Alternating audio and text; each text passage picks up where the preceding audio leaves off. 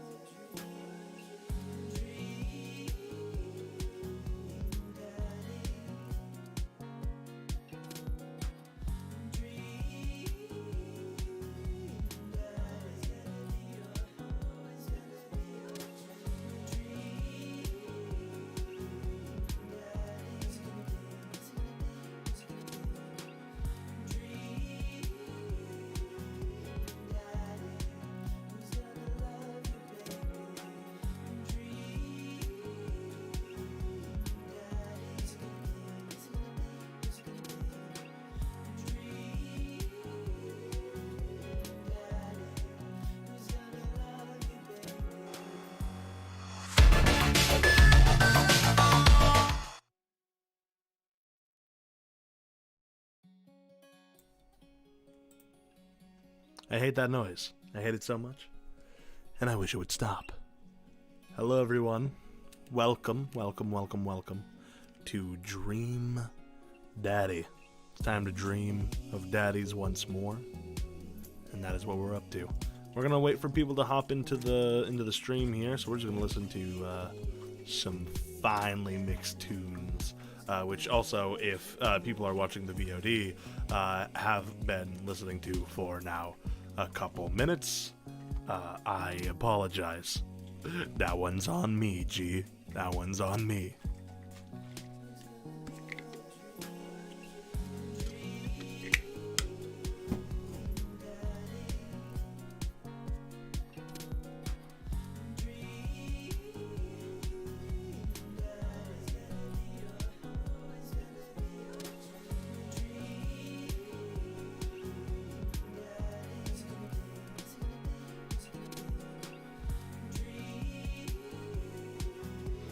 Listen, you're all just jealous of my dancing skills, alright? Admit it. It's fine. It's okay if you're jealous. You can let me know. It's okay. It's okay.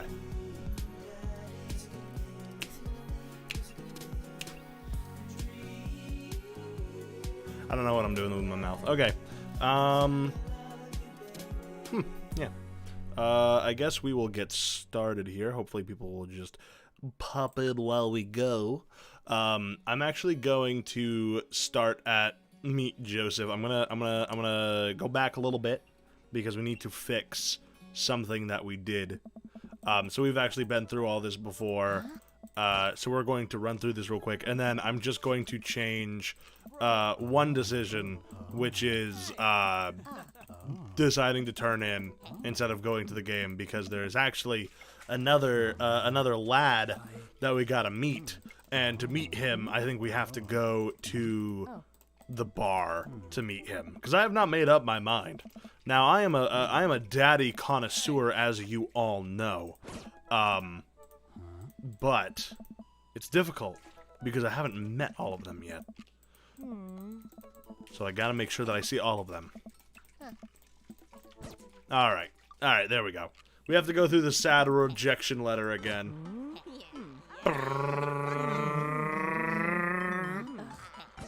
There we go. I believe I said I was the mayor, and that, yes, now we go, get double rejected.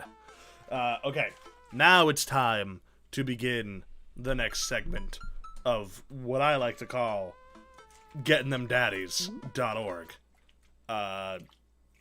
Hold on, let me take another sip of my drink.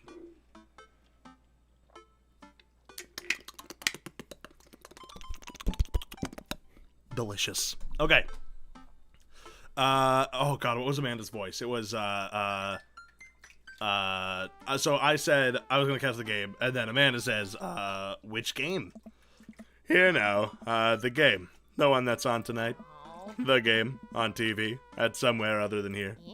Okay, cool. While you do that, I'm gonna go do drugs and commit some light arson with Yemmas. I'm concerned you're hanging out with the wrong crowd. Amanda shrugs.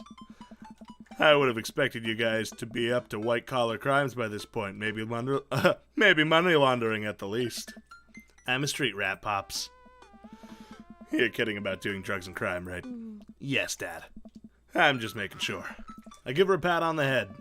Have fun with your sports. Are you being sarcastic? No, making fun of the sports is played out. Alright then. I do some light cleaning around the house and decide to clear out right before Amanda's friends arrive. Before I leave, Amanda stops me. Hey, don't forget that you have a meeting with my English teacher tomorrow. Alright, Mr. Vega. Yeah, totally remembered. I'll be there. Hey, we did it. We did the correct choice this time, which is phenomenal for me. Wow. I guess I really didn't think this plan through. I'm not entirely sure where the closest bar is, and Amanda still hasn't shown me how to use the GPS on my phone, so I'm just gonna pick a direction and walk in it. Now that is a dad mood. Let's go this way. Cool, okay, we're marching in the direction of the game. Any game, really? In the distance. Could it be a bar? A big, burned-out neon sign hangs above Tiny Dive Bar. Is that what it's called? What made you want to play Daddy Dating Sim? A friend of mine suggested it. We were gonna play To the Moon, which is like a very sad Daddy's hot. No, it's because we were gonna play To the Moon, and then that did not work out, and we had to change it, and they suggested Dream Daddy, and I said, oh fuck, daddies, you say? Don't mind if I do. Join me, Chris, as we date some dads. Because that's what we're up to. Also, a big burned-out neon sign hangs above Tiny Dive Bar? Jim and Kim's, huh? Alright, it'll do. There needs to be an A right there. Right there. A little A. Or a little the. One of the two. Would go a long way. The bar is small and dimly lit. The crack of pool balls sounds in the back as patrons laugh and joke. A string of multicolored Christmas lights hover above the bartender. I can't tell if he's Jim or Kim. I pull up a seat at the bar. What'll it be? One beer, please. Sure thing, boss. I don't know what he looks like, so that's his voice now. The bartender slides me an ice-cold beer. I take a sip and enjoy the refreshing taste. Say, are you Kim or Jim? I'm Neil. Oh. I awkwardly turn my attention to the game, which is playing on one of the TVs on the wall. As luck would have it, my team of preference is not only playing, but is currently in the lead, which is always a good thing. The brightly colored mascot, which is some kind of animal, does cartwheels. I silently cheer on my favorite team, hoping that I don't get into any confrontational arguments with a fan of the opposing team. Several people in this bar are wearing the distinctive colors of the team I dislike, although I believe from their demeanor that, like me, the passion for their team is all in good fun. I think, who is this fucking... Wow. Ma'am, are you okay? She seems tired. A middle-aged woman holding a nearly... Oh, is that sexist? Maybe that's sexist. She's got, like, very, very tired-looking eyes, though, in my... MILF representation. In my defense. She does look very tired. But I do think that that's, like, in all seriousness, I think that there's, like, a joke about asking, like, female streamers when they don't wear makeup if they're tired. Don't do that. That's super shitty. Leave them alone. They just don't want to wear makeup. Anyway, a middle-aged woman holding a nearly empty wine glass slides up to the bar and sits uncomfortably close to me. That is not nearly empty. That's like half. What should I... Hey, sailor. Oh, hello. Good to see fresh meat in here. I'm Mary. Come here often. Ma'am? It's wild how not wearing eyeliner makes you look so fucked, Lamau. I mean, that's what happens when the social consciousness fucking dictates that people have to wear makeup. Also, did she just call me fresh meat? And also, is that a wedding ring I see on her hand? Interesting. No, I actually moved into this part of town today. I'm Miriam, by the way. Are you watching the game? Yeah, my preferred team is in the lead. If they keep this up, they'll win the game with ease. Oh, I love that team. And I also love that game. I love someone who knows their way around balls.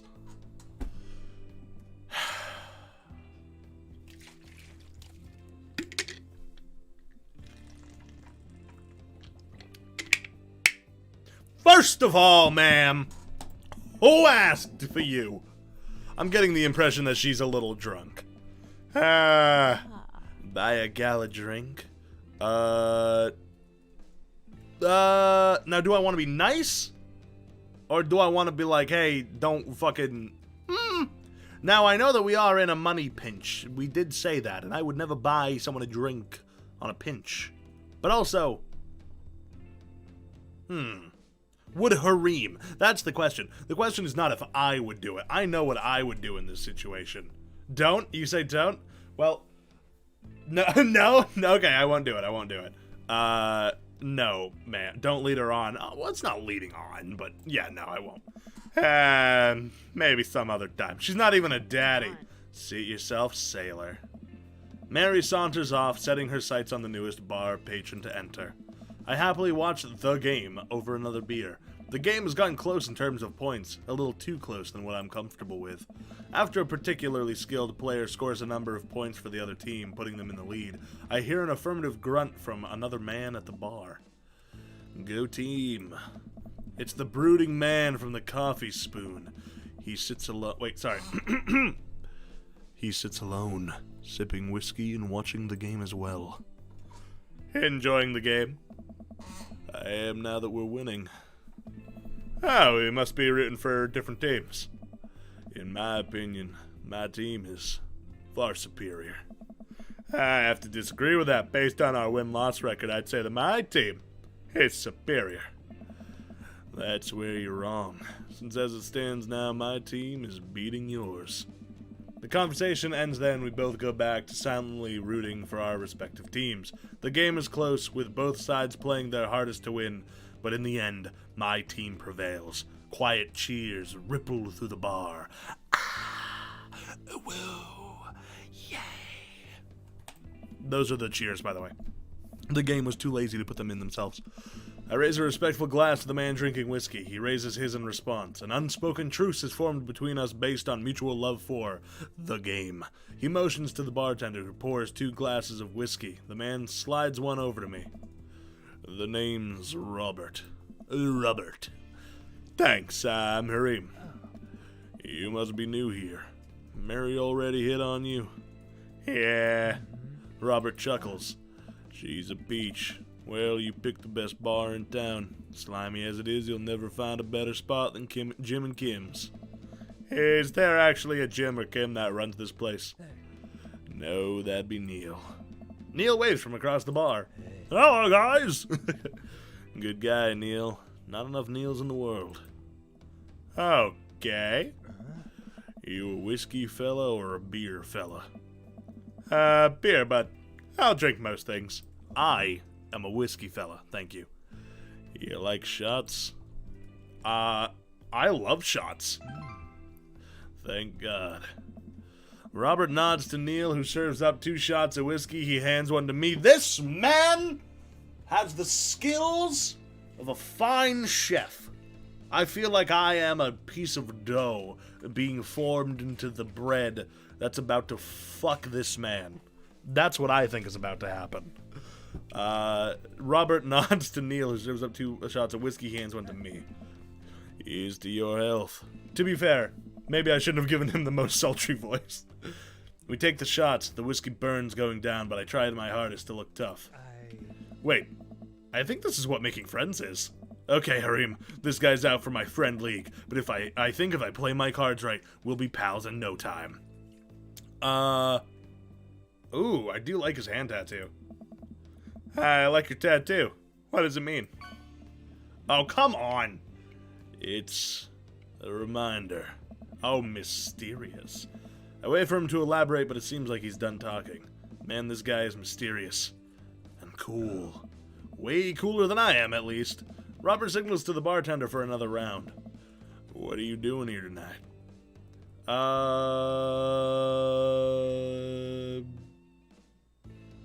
Ooh. Would he respect a dad? Because this is Dream Daddy. So this man is a dad. But here's my bit, right? What if?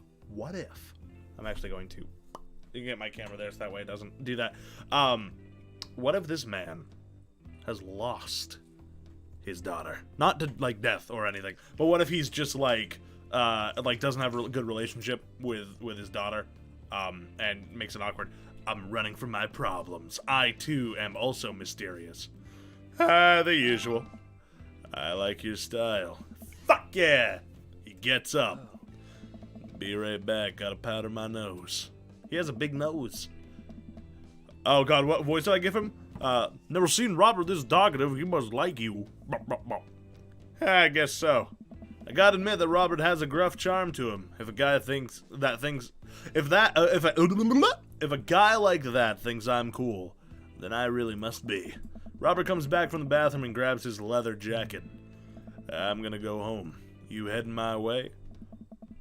Oh my.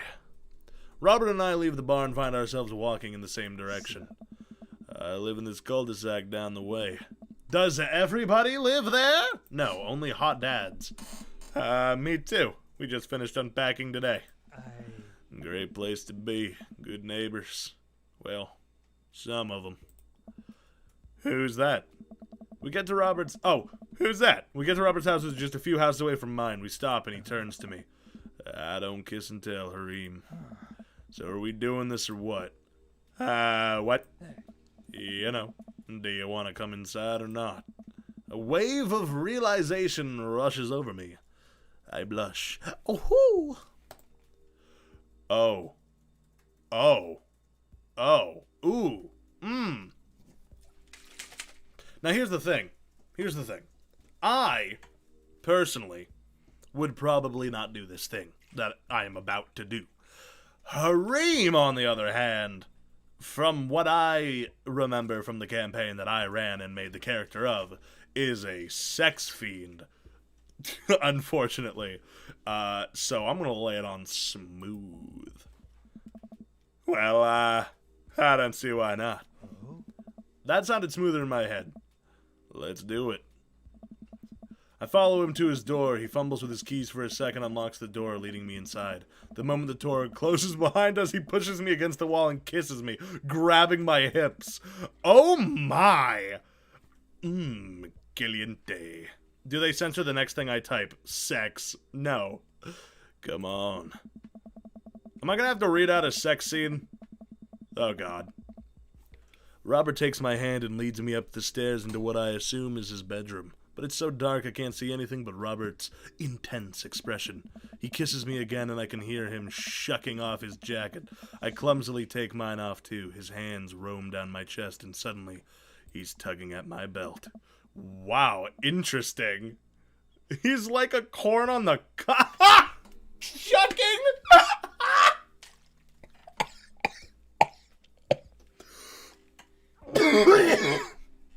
Ah! That's so funny. You would just look up. You're like, you have this like wicked sexy dude in your room. You're like getting all ready to get frisky with it. And he like, you look up at him and he takes his hair and pulls it to the side. And there's just corn underneath. And there's like the green corn frills. And he just, are we doing this or not? Oh god. I don't normally do this. Do you want to stop? Oh shit.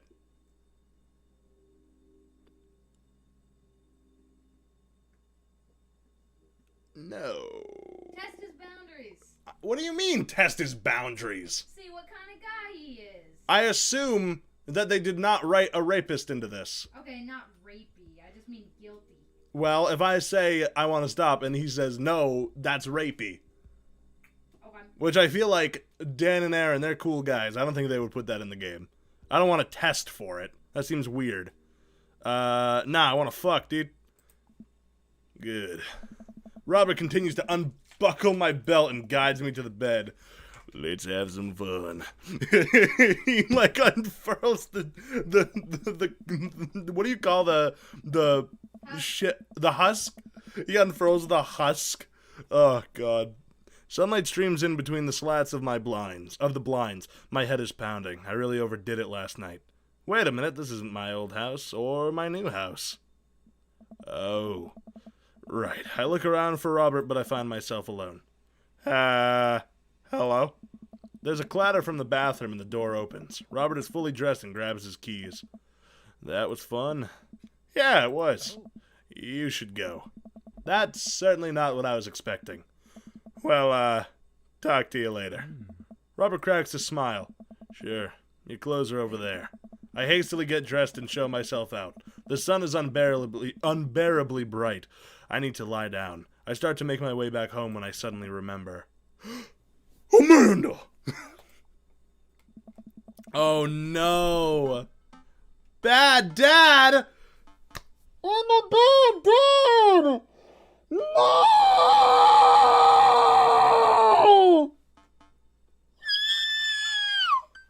My worst fears realized. I'm a bad dad. I'm a bad dad. Oh! Faith, you cruel mistress. Oh! Oh! Alright. Time for the repercussions of our actions. I rush back home and throw the door open. Something smells delicious. Amanda? Amanda runs out of the kitchen and looks slightly disappointed. Ah, man, I was kind of hoping you'd gotten kidnapped and I was going to have to come rescue you. No, I, made a friend at the bar last night and ended up sleeping over at, his place. Where are the Emmas? They left a little while ago. To be fair, Harim being a shitty father is not exactly news. Oh, you guys have fun? Yeah, watched some movies, ate snacks, stole a car. You know, the usual sleepover stuff. You teens and your larceny. So, this breakfast that's cooking. What's that all about? Well, there's hash browns and eggs and bacon. Can I? Yes, you can have some breakfast. Bless you, sweet child. My head throbs. Ugh, I gotta do something about this hangover. Amanda, your loving father might have overdone it last night. Yeah. Oh, somebody's hungover. Father of the year. You wouldn't happen to have any aspirin or... I've got just the thing. Hang on. Amanda runs to the fridge and pulls out a jar of pickles. Amanda, what? Yes. Drink this. The pickle juice? Yep, it's what I used once. I would assume someone would use. I would also assume that it works pretty well. Although I've never tried it before. And won't try it, obviously. Ooh, who raised you? Amanda Ann. That's a very dad moment. A stern yet resigned side eye. Amanda Ann. Who gave you alcohol? Was it one of the various Emmas in your life? Oh. Dad, chill. Amanda, I have never had an ounce of chill in my life, and you should know that by now. You better not be drinking alcohol in this household. Uh-huh, just drink the juice. This better work. I down a sip of the tart juice. No, more than that. Way more than that. I mean, I assume. Watch it, you. I drink more pickle juice and help myself to the delicious breakfast that Amanda has graciously allowed me to partake in. After inhaling some hash browns and dunking several pieces of bacon into runny egg yolk, I'm starting to feel a little better. Amanda grabs her backpack and keys. Well, I gotta get to class. Don't forget the meeting with Mr. Vega, okay? He said it was important.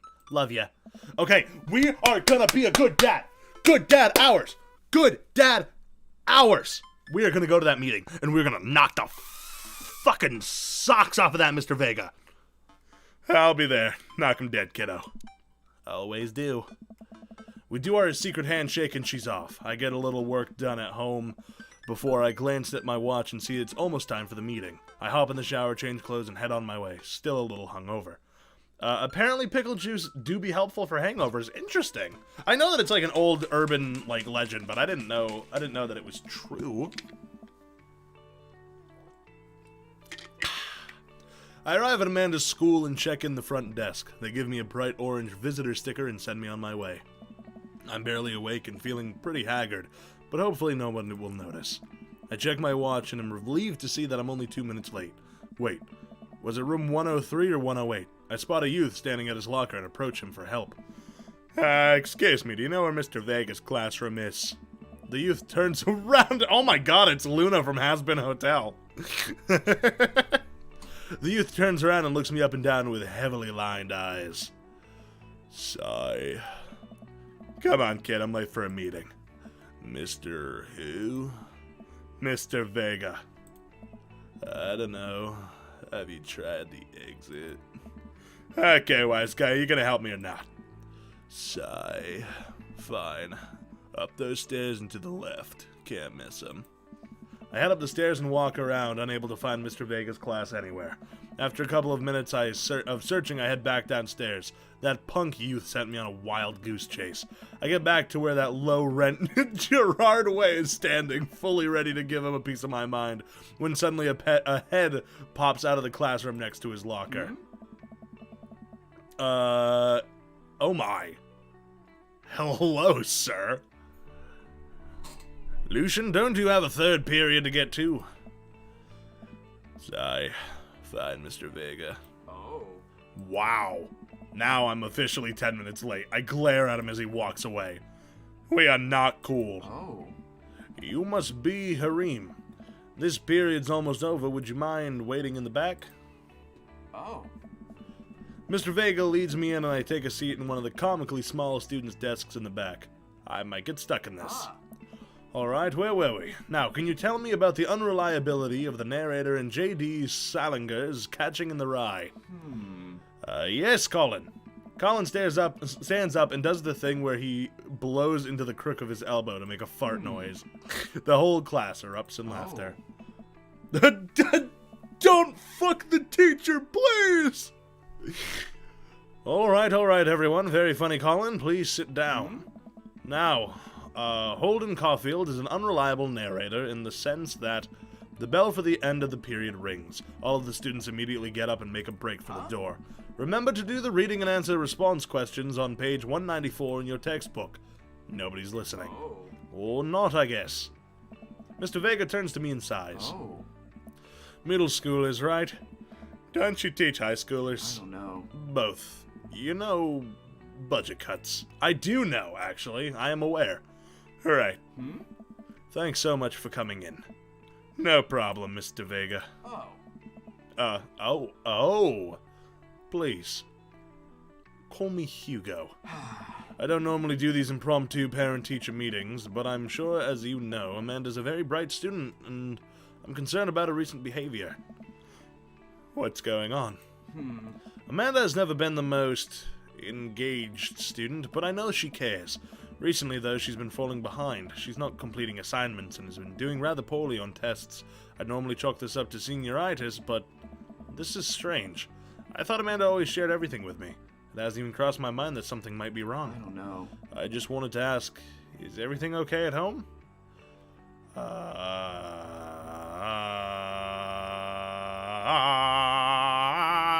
She has a tendency to bottle things up.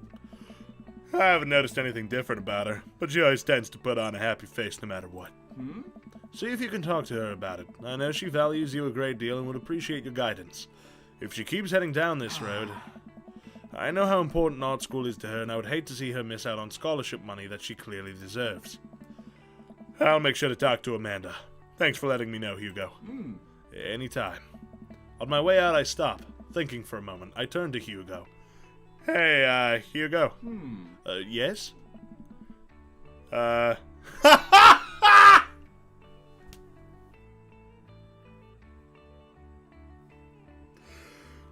ever catch that right?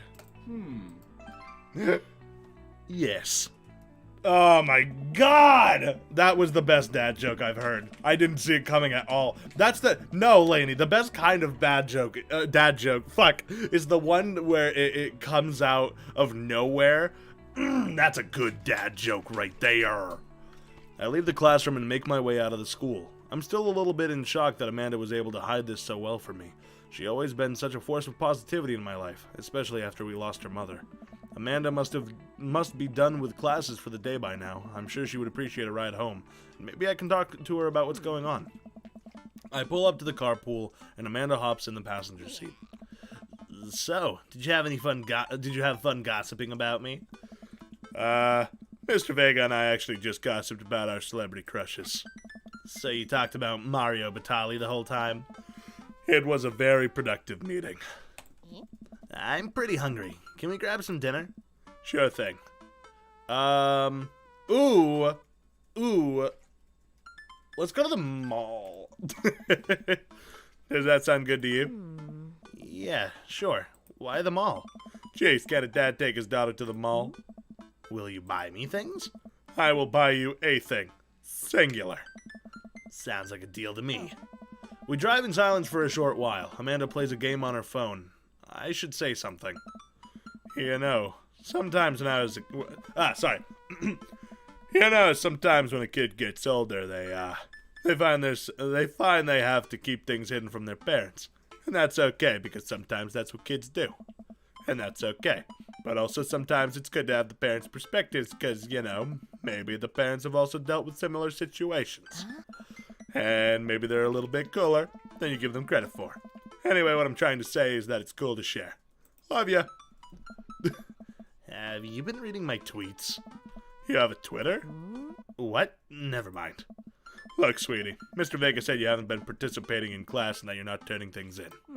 Oh, I'm fine, Pops. Senioritis and all that. I thought you liked Mr. Vega's class. It's fine. He's fine. We pulled up to a stoplight and I eye Amanda. She's still texting. I want you to know you can talk to me about anything. Uh-huh. Dad! I can tell whatever it is, she doesn't want me knowing about it. It's frustrating. I heard Emma R's going to that fancy art school in California. That's exciting. Yep. Are you bummed that you guys aren't going to be in the same school? Yep. Amanda keeps texting. She stifles a laugh. What's so funny? I don't think you'd get it. Oh my god, this is, oh, I would hate, I don't like it. Okay. Oh my god, an awkward car ride with your kid? That's so rough. Who are you texting? Noah. Who's Noah? My friend. Does he go to your school? Yep. Do you like Noah? What? No. Dad? Ugh. I can't believe you would... Dad. I mean, geez. Why would you... Ugh. Oh my god. Gross. Sorry. Just asking. Dad, he's just my friend. Guys and girls can be friends. He's my friend. Okay. Jeez. Jeez. This is going well. Well, good talk. Love you, kiddo. She leans forward and turns up the radio. I guess that conversation is over. To the mall, then. I like the little... Is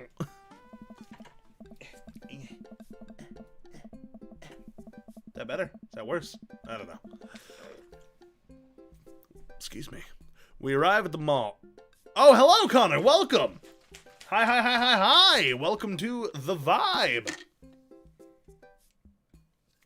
I was wondering where you're at. Not that you have to join my streams, obviously. It's just I've gotten so used to your presence that when you're missing, it's like a hole in my heart.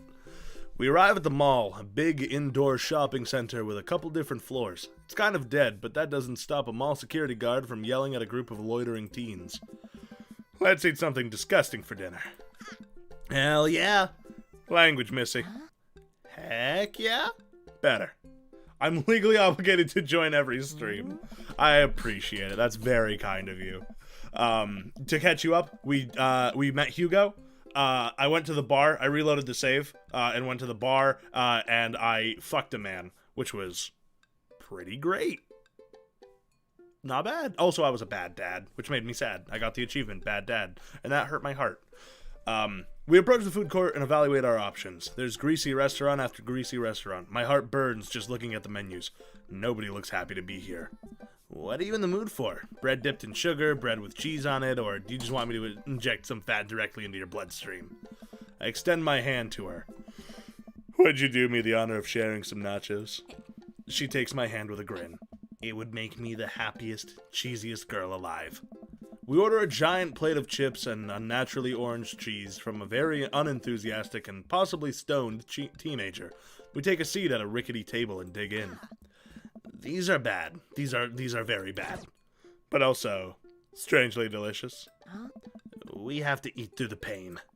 We enjoy the fluorescent cheesy goodness together until we're all out of nachos.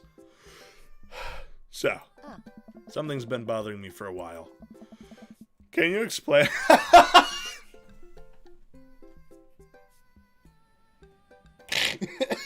This game's so fucking funny. Can you explain memes to me? Which meme? All memes. Amanda sighs deeply and places her head in her hands. Dad, it's complicated. See, memes are inside jokes shared by a bunch of people that get less funny the more people do it. So the problem is that by the time a meme gets to you, Dad, all us youths have already done the joke to death. And what's worse is that movies and TV and video games will try to jump on a meme train, but just based on how long it takes for them to make them, the meme will be long dead by the time it comes out, so it just dates it and isn't funny. Ah, shit, what up? Dad, please. Anyway, changing the subject. Where to now? Want to go to that goth store? What? You know, the one that's all black and tries to establish itself as an anti-establishment despite being an exact representation of the establishment. I don't know what store you're talking about. You know, the one where you can buy chain wallets and it's basically an assault on what people fought so hard against in the punk and hardcore movements of the 70s and 80s. Dude, you gotta be more specific. The one you threw in, up in at that... English still eludes me. The one you threw up in that one time. Oh, that one. Oh, fuck yeah. You know what? You know what? I'll say this.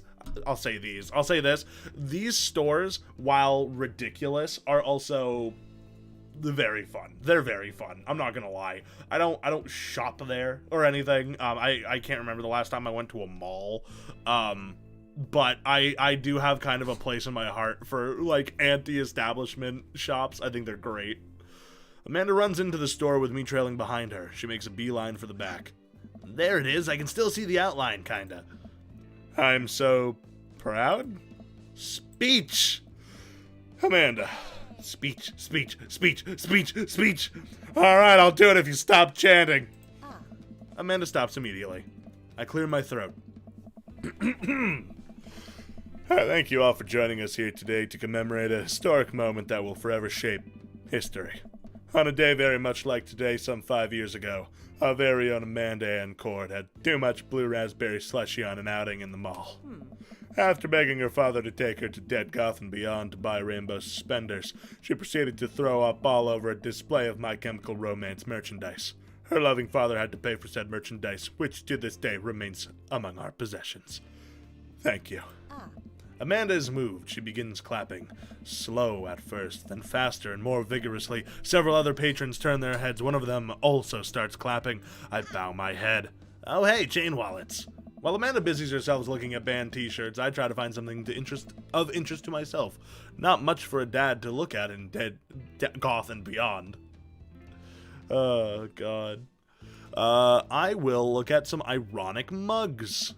I'm suddenly stricken by existential fear. If there's only one number one dad, then why are there so many mugs here that say that?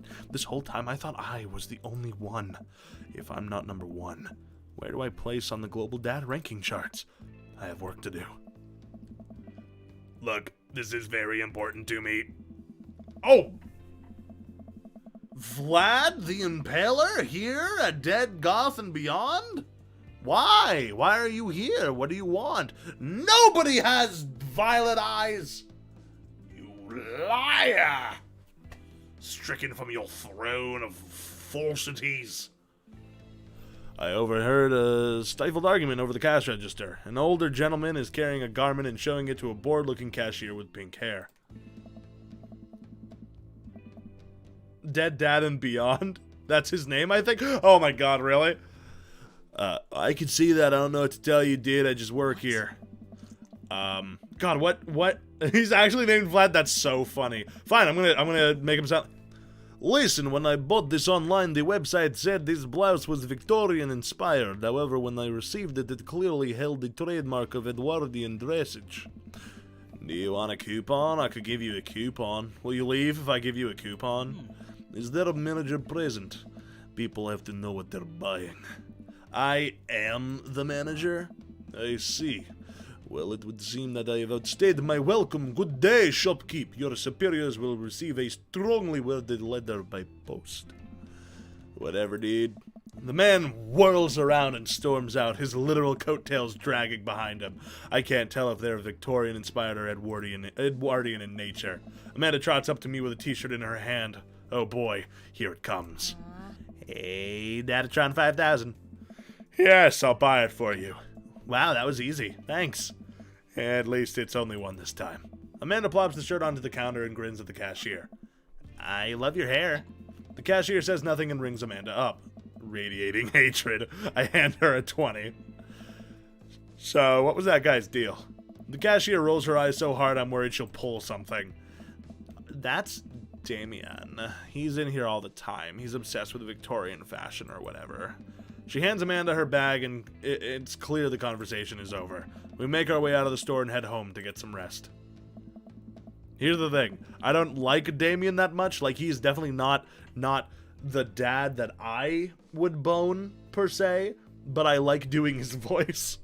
Amanda and I sit on the couch. Apparently his name is not Vlad. Amanda and I sit on the couch trying to find something to watch over bowls of ice cream. Oh, cool. Long Haul Paranormal Ice Road Ghost Truckers is on. Your favorite, right?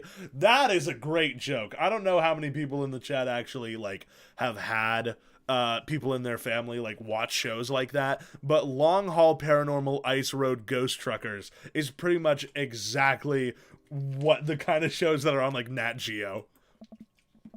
Oh, hell yes. They have to make it over the Canadian tundra before the ice road melts, but also they're hunting ghosts.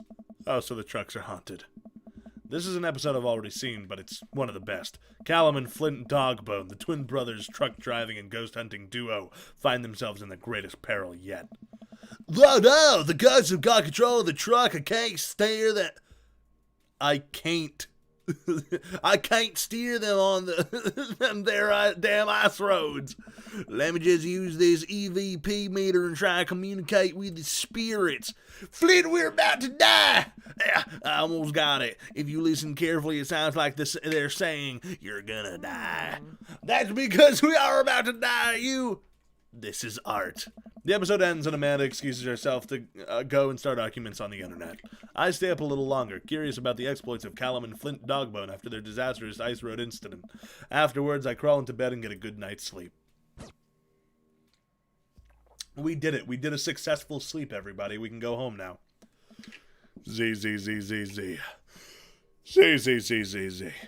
Case go. Morning, sleepyhead. 5 more minutes. You have never ever let me have 5 more minutes, so get up. Fine. We have cereal for breakfast and spend the morning. Oh, jeez. I've stricken it. I'm so sorry. I'm so sorry. We have cereal for breakfast and spend the morning putting together furniture. Amanda is much better at interpreting the tiny manuals. We're able to put together a few shelves and one desk, but I'm pretty sure it was supposed to be a bookcase. So, you excited for the cookout today?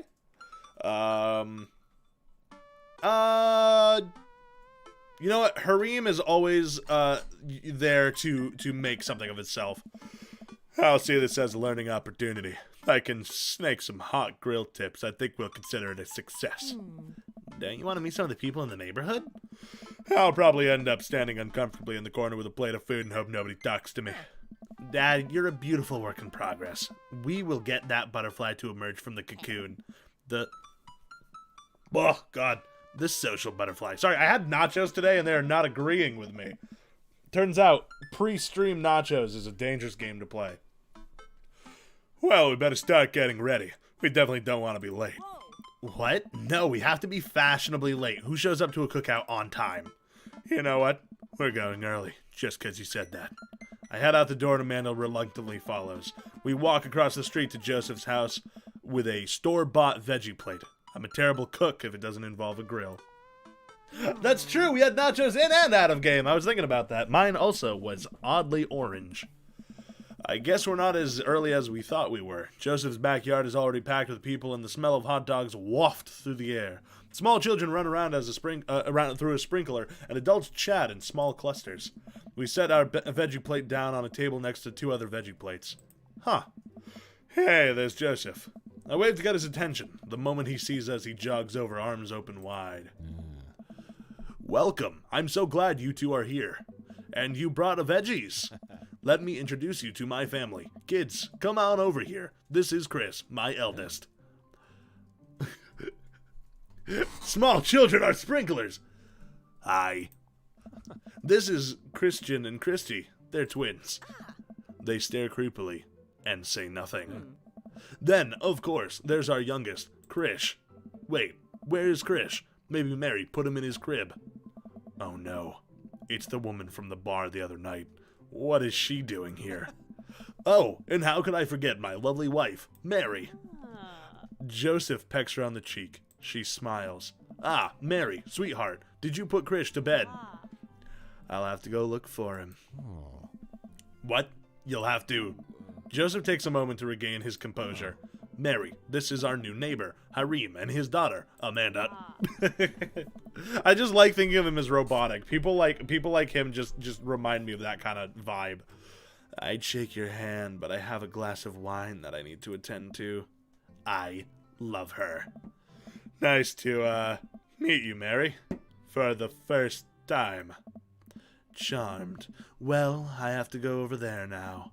Mary leaves. Oh God, this is so awkward. I wonder if Joseph knows. I wonder if Mary knows that Joseph knows. I wonder if Joseph knows that Mary knows that I know. It takes all of my energy not to run away from the barbecue and start fresh in a new city. Ha ha ha. My wife has a wonderful sense of humor. But please, you 2 enjoy the barbecue. All the guys are really excited to meet you. Amanda and I mill around and try to find some food to spread out on the... try some of the food spread out on the table. I pick up some deviled eggs. Amanda grabs a small paper plate and immediately begins piling with baked goods. I don't want to have to make friends. Come on, Dad. Who are you going to party with when I go off to school?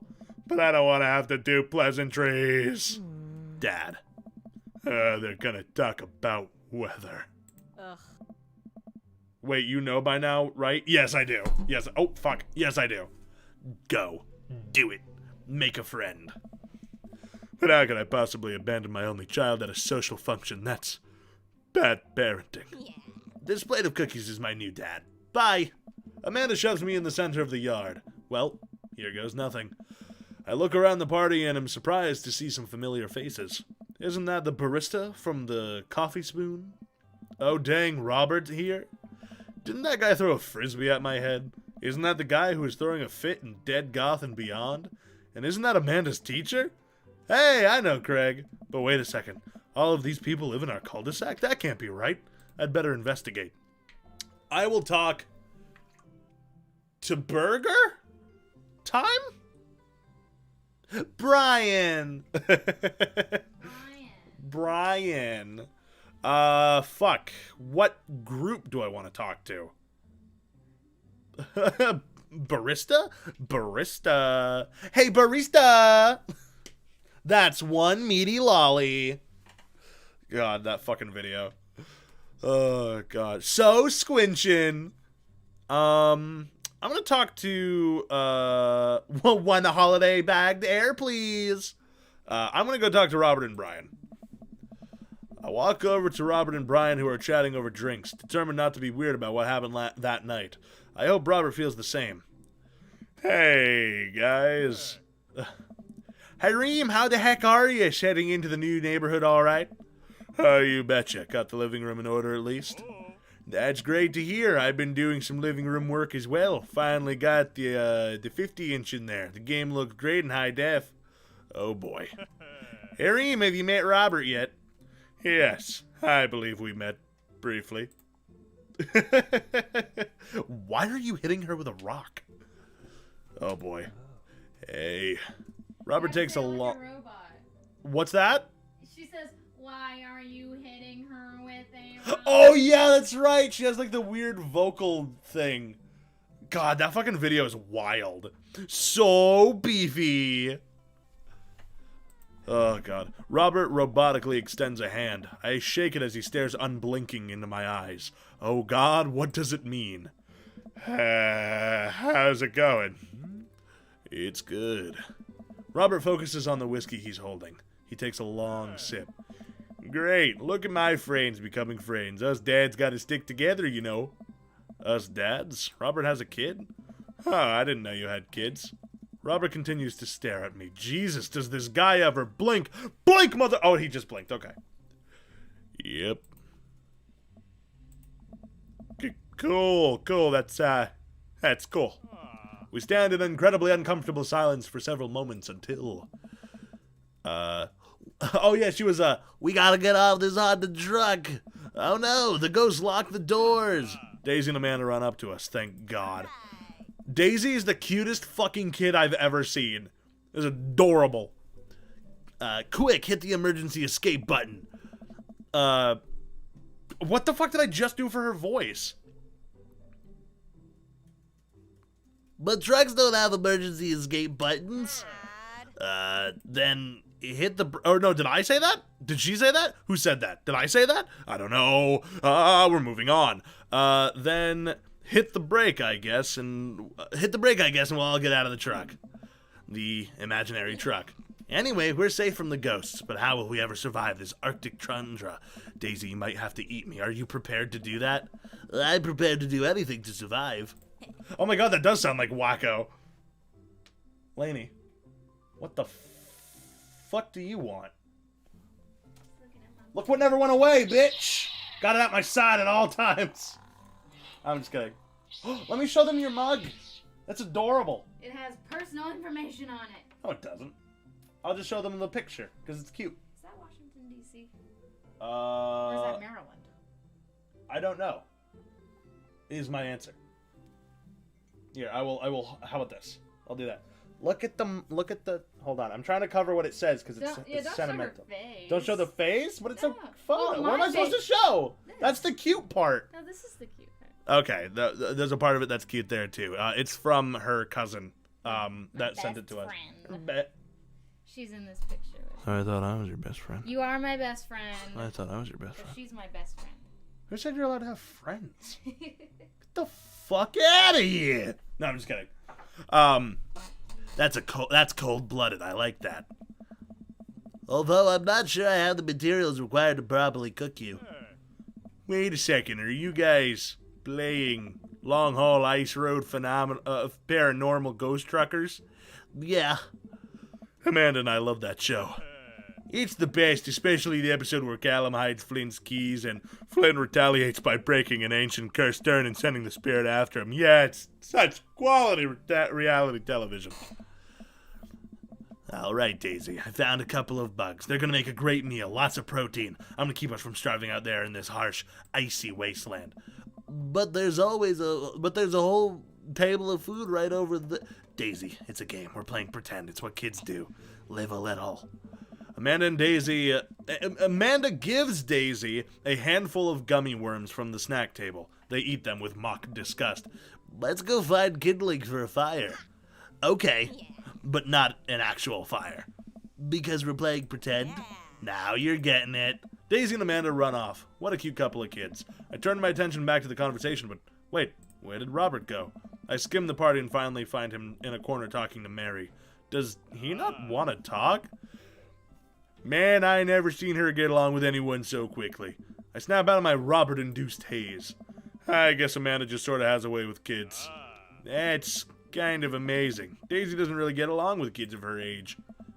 It's nice that he's not trying to one-up me this time. Maybe we can have a regular friendship after all. Really?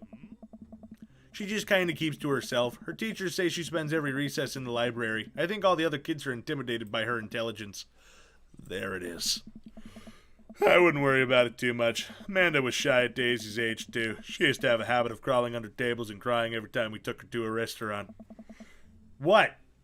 It's funny. It is funny. Don't you fucking laugh out loud. You type ha ha ha in the chat like an adult. She bit people, too. Rude. Kids, right? Gotta love them. You're required to, by law. Well, since they're getting along so well, maybe we should try and put together a little play date for him. Yeah, that'd be nice. Fuck you. Well, I don't want to take up too much of your time. Go meet some of the other fellas. I will talk to Joseph and Damien, because I like Damien's voice. I spot Joseph chatting with the guy from Dead Goth and Beyond by the grill. I wonder what they're talking about. I walk over to them. Gotta situate my mic a little bit here. So I'm curious, can you walk me through why you had your house painted black? Where do I even start? The house stays warmer in the winter. It provides an artistic contrast to the rest of the neighborhood, and it complements... Delightful. That's his voice? How delightful. Thank you. Well, way past cool. Thank you. I'm very proud of my abode. Thank you. I'm very proud of my abode. Harim, I was just having a conversation with Damien about his aesthetic design choices. Damien regards me up and down with a warm but critical eye. How do you do? I don't believe I've had the pleasure. I think I saw you in Dead Goth and Beyond the other day. Damien's face turns bright red. That's not true. I'm looking right at it. Fibber! I must apologize for my behavior on that day. You see, I take the goth lifestyle very seriously, and to be caught in a ruse by such a corporation as Dead Goth and Beyond was profoundly frustrating indeed. I hope you know that while my anger may have been justified, there was no such way for a gentleman to act way past cool. That was, how you say, way past cool. It's okay, man. Do tell me about yourself. Are you new to the area? Yeah, my daughter and I just moved in the other day. She was the one I took to Dead Goth and Beyond. Very good taste on her part. Does she partake in the goth lifestyle? I think for a moment. I look over to Amanda, who's hanging out with some of the older kids of the neighborhood. Hey, Amanda, would you consider yourself a goth? Amanda yells back. I wouldn't necessarily try to fall under one specific label, but I guess if I had to choose, I would normally describe myself as twee hipster with some normcore leanings. Bats are cool, though. Pity. Are you enjoying the party so far? Definitely. Thanks so much for putting us on. It's nice to be in a cul-de-sac where everyone is so friendly and welcoming. Amanda walks up to the conversation. I also like The Lost Boys a lot. Really good movie. Does that count as goth? Yeah, that it would, my dear. I don't believe we've had the pleasure of meeting. Damien Bloodmarch at your service.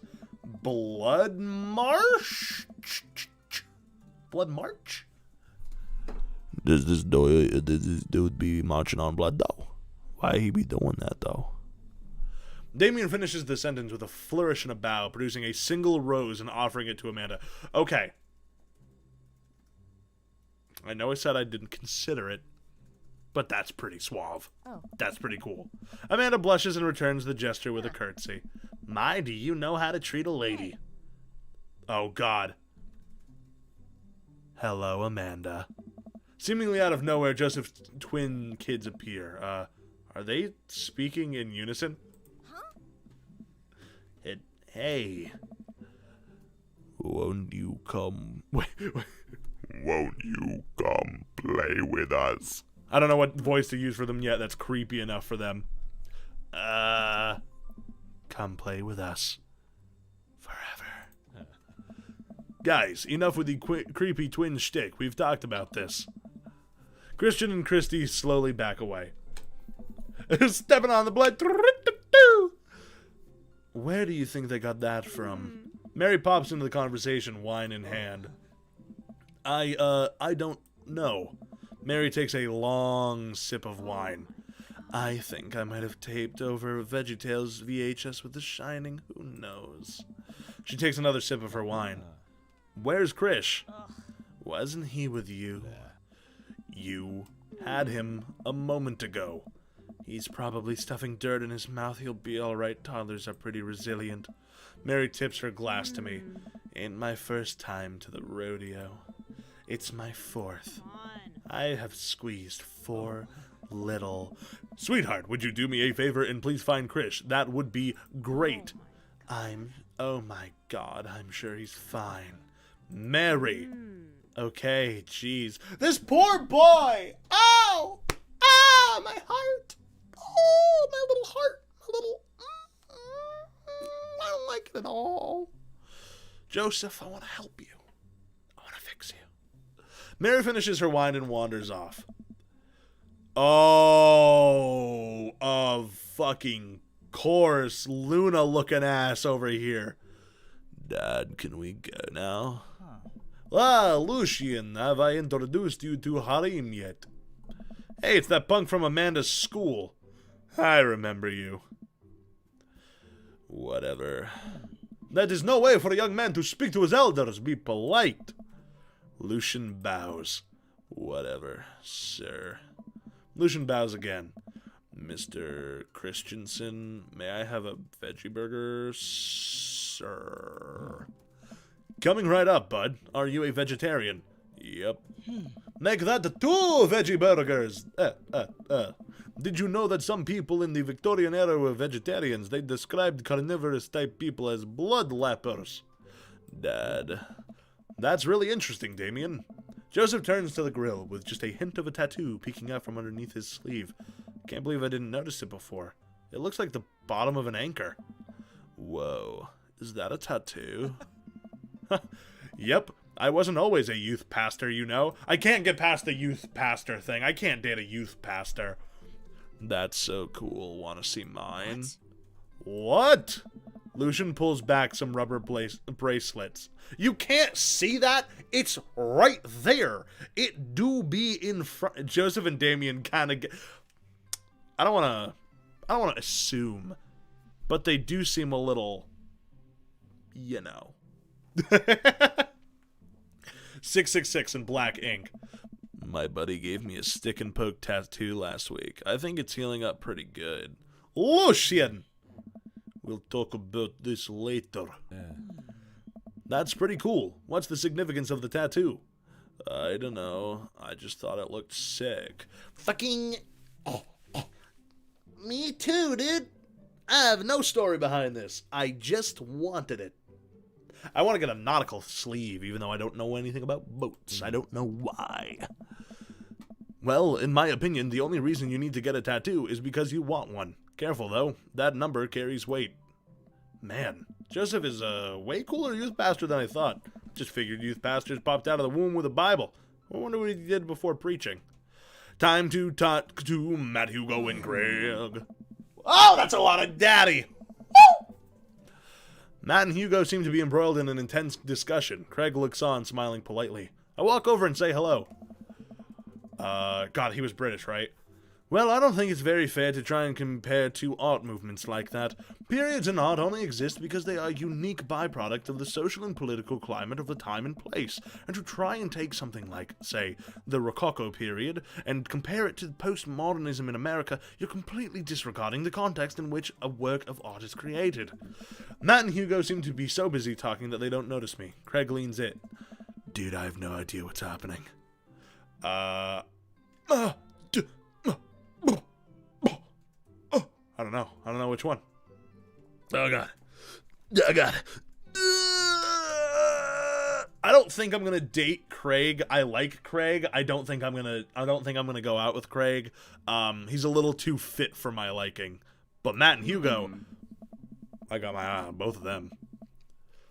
Fuck. Oh, that's still Hugo.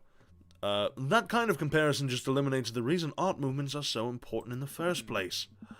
Poor Craig. Craig is kind of hot, don't get me wrong. But would Harim keep up with the lifestyle? The answer is no! Can't do it. It's too much effort. Jogging? Exactly. What was Matt's voice? Matt was like,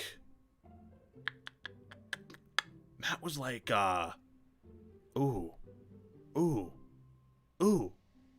what was he? Feel.insecure. Don't click that. You guys ever go to Feel.insecure though, dude? He sounded like AVGN. Is that a video game nerd? I don't know what he sounds like. Oh, you know what I can do? You know what I can do? Hold on. I'm gonna look it up. On British. No, that's Hugo. Hold on. I'm straight up going to, I'm gonna look it up. Hold on. I'm going to, he was not British. I want him to be British. What does the just chatting page looks like? Whoa. I'm so sorry if that was super loud. You want him to be British? Nerd alert! Where's my face? My face is actually supposed to be on this, but I can't see. Wait, what? Wait, why do you think I'm a... Stop it. No, that hurts my feelings. You can't say that. You can't say that to me. That's hurtful to my feelings. Stop. No. Can I have a bottle of water? What? Yeah, I know. The transition noises are super loud. I don't know why I hate it. All right, hold on. I'm going to listen to my own voice for a second. One moment. I'm going to turn the audio off so you guys can't hear me over myself. But I can't go into this without at least knowing what he sounds like, or else it's going to drive me absolutely bonkers. Oh, yeah, okay, so here we go. Alright, speak to me.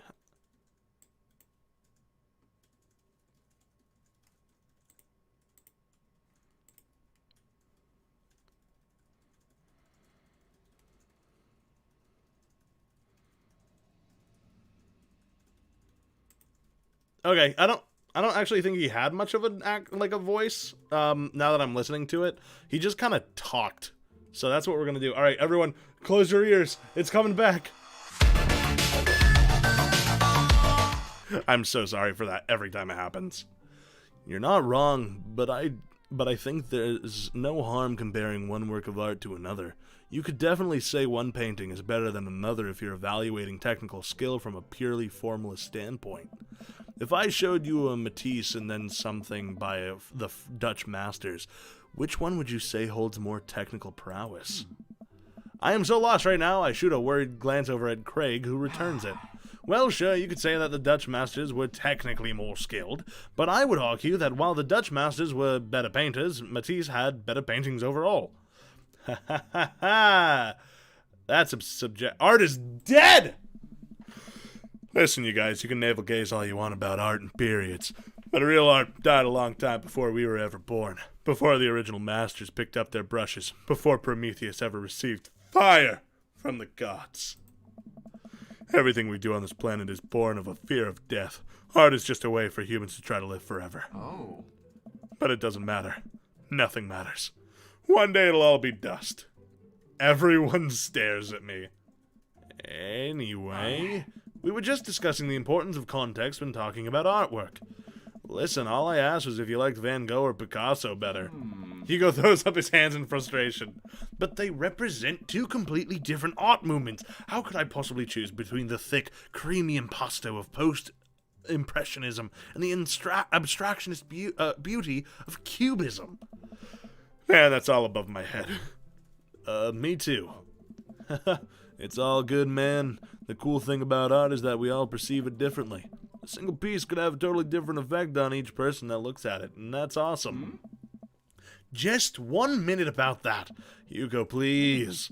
Sorry, I get really fired up about art stuff. Harim, how are you liking the neighborhood? It's pretty nice. Everybody's been super friendly. Seems like your daughter's fitting in just fine. Matt points across the yard to where Amanda, Daisy, and another young girl are playing. They're all sitting cross-legged in the grass, picking weeds and weaving them into little flower crowns. It's pretty adorable. The girl I don't recognize jogs over to us. Ah, she's so cute! Ah! What is it, sweetheart? Oh, God, she's got fucking... Oh, it's braces. I was like, wow, her teeth are crazy. It's your flower crown. I thought you'd look cute in it. Well, there's only one way to find out. Matt takes the flower crown and places it on top of his head. Am I cool now? The girl stares at him, thinking it over. Nope, but you're slightly less uncool than you were before you put it on. Haha, hey Harim, this is my daughter. Hello. I'm Carmencita. Carmencita, okay. Amanda walks over with Daisy in tow. Dad, look, I'm making friends. Are you making friends? You better be making friends. This is rude to people with braces. Yeah, I'm here for it. Bracist! Don't call me that on stream, guys. Come on, don't cancel me. Yeah, actually, Amanda, you remember the cool barista from the coffee shop? And my old college friend and, your teacher. Oh, hi, Mr. Vega. I didn't realize we were neighbors. Yep. You're still gonna get me that overdue term paper. Great seeing you. Amanda finger guns her way out of the conversation like a champ. She's learned the finger gun moves from me.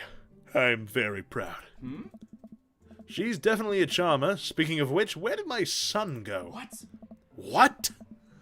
Hashtag Calicore is over party? No! Although, I would say, if you can get a blank is over party trending on Twitter, you've officially made it in my books. Am I too tall? Hold on. Whoop! There we go. Hello.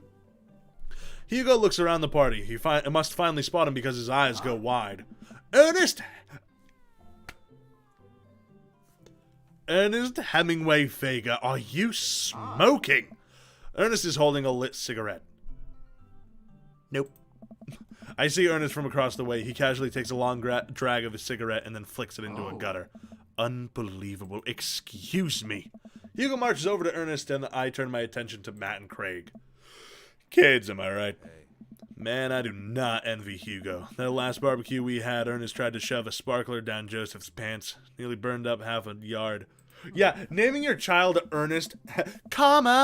Naming your child Ernest Hemingway Vega is insane. Ernest Hemingway, like...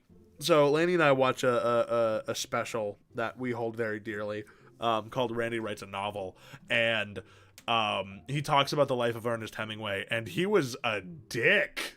He was an asshole. He was a shitbird. He wrote a great book, but other than that, was overall kind of a fucking doucher. Books, I apologize. But For Whom the Bell Tolls is like the big one. You're an idiot. Oh my god, Connor. It's like every time any of us talks about a thing, we all know what we're talking about. This is insane. Oh my god. Yeah, you are on the wavelength. Absolutely. Holy shit. Oh god. I bought a shelf on Gumtree the other day. Oh man. Morgan. Morgan. Bah! Oh! Oh, God. And then it spread onto my lawn and burned down half of my yard, too. Hugo walks back over to us, practically dragging Ernest behind him. Hey, everyone. Sorry about that. Harim, this is my son, Ernest. Hello. Ernest looks away, sulking, his hands shoved deep into his pockets. Hugo nudges him impatiently. Oh, God. Hey. Nice to meet you, Ernest. What grade you in? Does it matter? Oh. Ernest! Okay, I'm in 8th grade. God, are you happy now? I'm sure you were just dying to know. Yeah, good for you. Can I go now? I'm tired of talking to old dudes who blame my generation for the failing economy. Economy. A whisper. Ouch. Ernest! Ugh, sorry, my ear's itchy. Oh yeah, 'cause I'm totally embarrassing you. Ernest puts his earbuds in and storms off and stands in a corner. Well, that was certainly something. He seems nice. Hugo puts his head in his hands and sighs. I'm so sorry, he's having a really rough time. As much as I want to be the cool dad, I have to be the authoritarian dad, and he clearly resents me for it. I mean, I think as a dad and a teacher, that's about as authoritarian as you can get. Honestly, are any of us cool dads? Is it even possible to be a cool dad? What? I'm as cool as a cucumber. See that right there? You can't say that. I don't know. My kids think I'm cool. But for how long, Craig? How long do we get to be cool dads? I don't know. I think we all just have to accept the fact that as dads, we've become the machine that we once raged against, and accept our fate to unironically wear socks with sandals. Your kids may think you're cool now, but the moment they hit puberty, you're doomed. Amanda's 18 and she still thinks I'm cool. I yell across the yard to my daughter. Amanda, I'm cool, right? Amanda just laughs. She keeps laughing. I see your point. Oh. As much as we all want it, I think it's important to be it's as important to be a cool dad as important it is to be a good dad. We can't all be the best friends with our kids. It just doesn't work. I mean, look at me and Ernest. Our job as parents is to make sure our kids turn out okay. Yeah, you're right, but it'd be nice to have it both ways. Hearing these guys talk about this, it makes me think of my relationship with Amanda. We get along so well, but there might come a time where it won't be like that. Is college when that happens?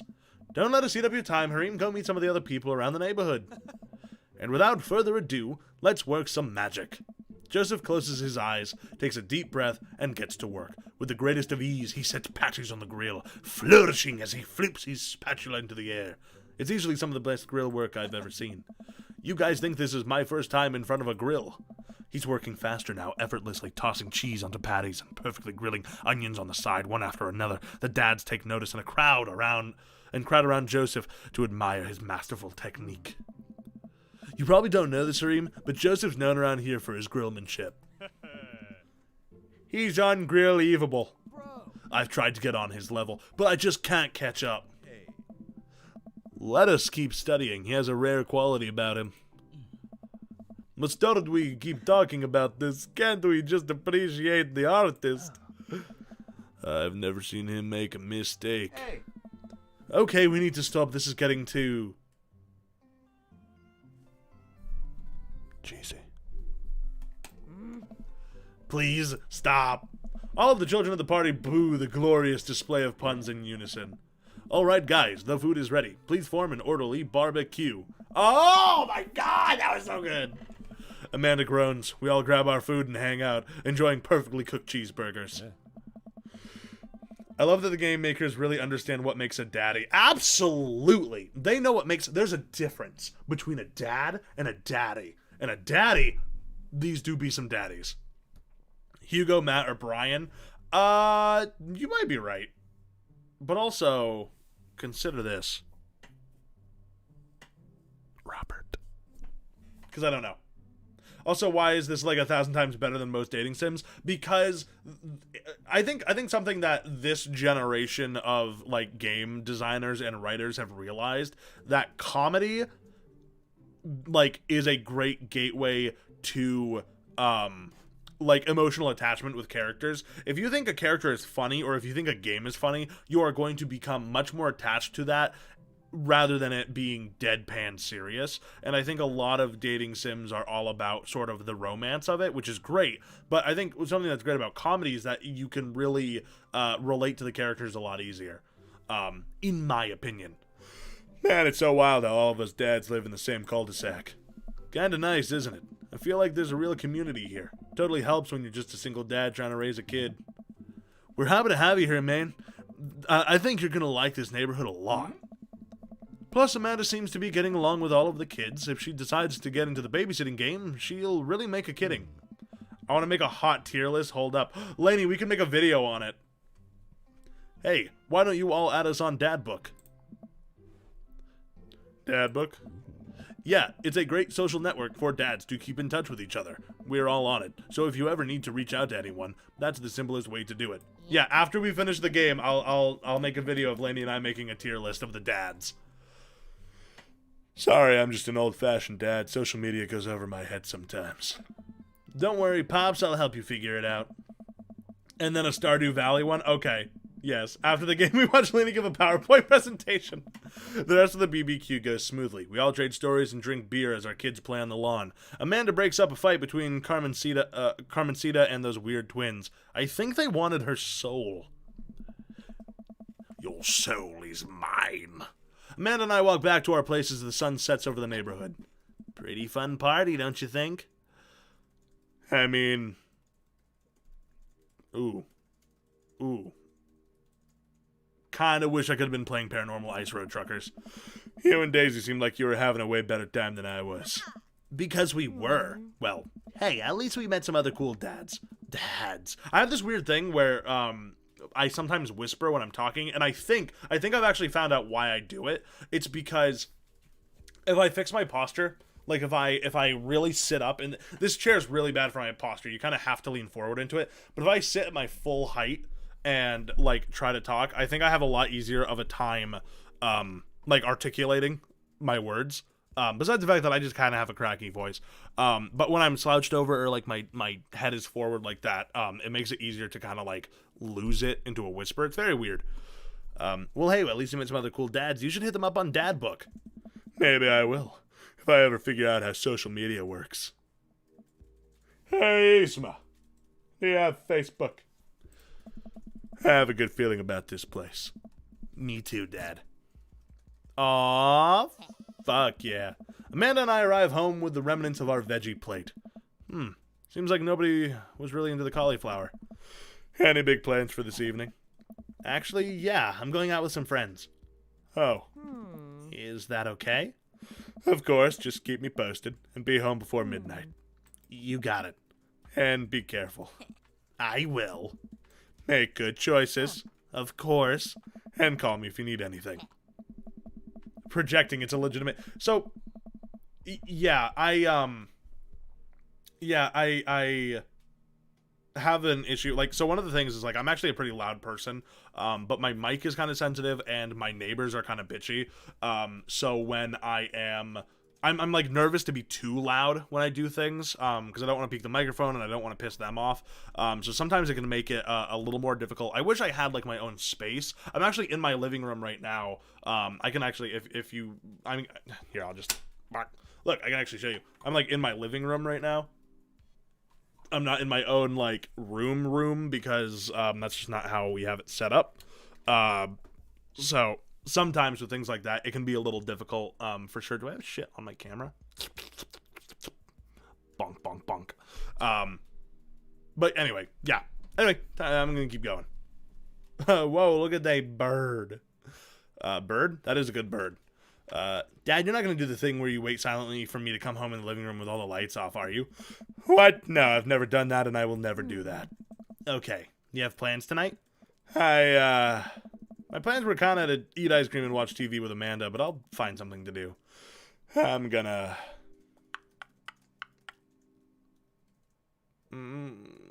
I could throw a party. Hareem would throw a party. Harry'll rager. All the other dads in the neighborhood are invited. I'll see to it that you get a spot on the list, but honestly, it's looking tight and you may just have to wait in line. I know the guy at the door. Door. I'll get it, no problem. I'm just relaxing tonight. Have fun, okay? Huh. Great. See you later. I watch Amanda drive off into the night. I really do hope she has fun. I plop down in front of the TV and turn on some Wine and Dine Mastermind with celebrity chef Gavin Chapman. Looks like Gavin's making